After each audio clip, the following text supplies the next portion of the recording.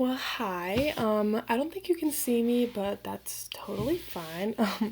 This is just a little bit about my portfolio. So this is kind of what you see at home, just some pictures of me and my friends and family. Just saying to like go to the About Me page and everything under it to go look about myself. So first I have the um, introduction,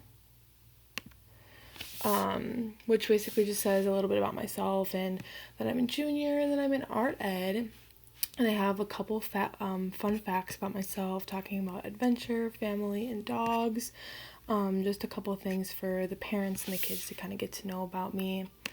I then have my resume, and this just is great for any professionals or any employers who want to look at my past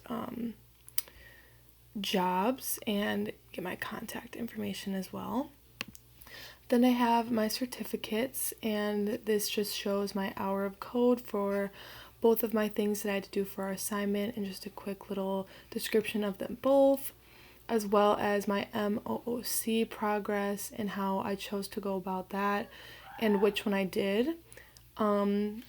This is also very good for other teachers and professionals to see what I like to do in my free time as well as for this class. Then I go into the Ed Teach portion of my thing, of my e-portfolio, and this one shows my draw and tell case study video that we did. So there's that.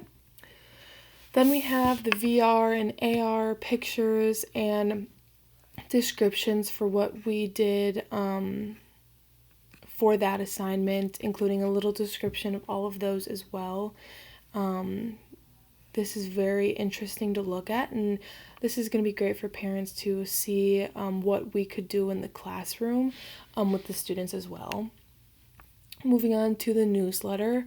This is sort of like a mock newsletter that I created for an assignment in this class, but I do believe that this is something that I'm going to want to continue obviously doing in my classroom, making them super cute like this using Canva as well.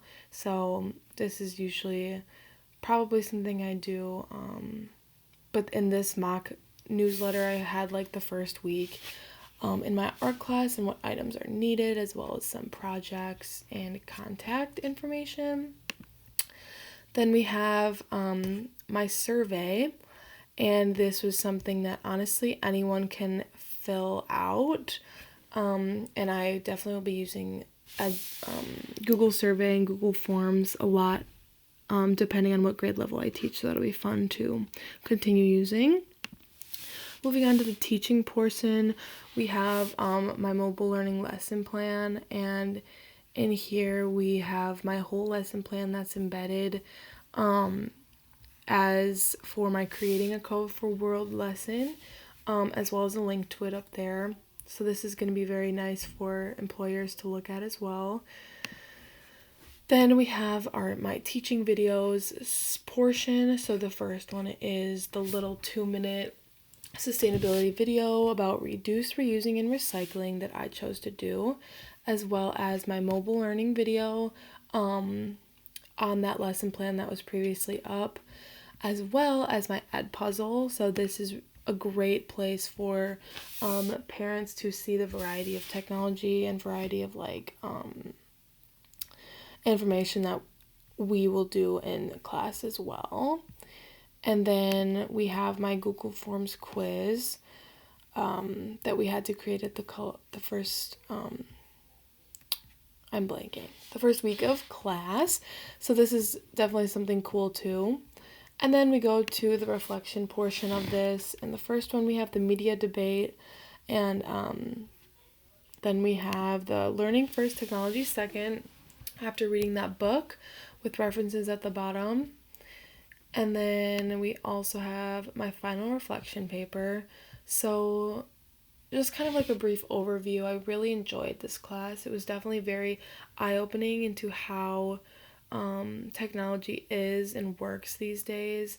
We've obviously grown up with technology in our lives, but now going into a profession where technology is something that will most likely always be incorporated, it's definitely interesting to learn more about that and what we can incorporate into our lessons.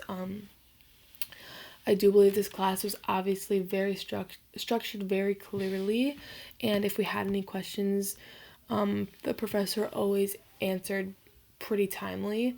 So I really enjoyed this class, and yeah, so I really had a fun time doing that as well.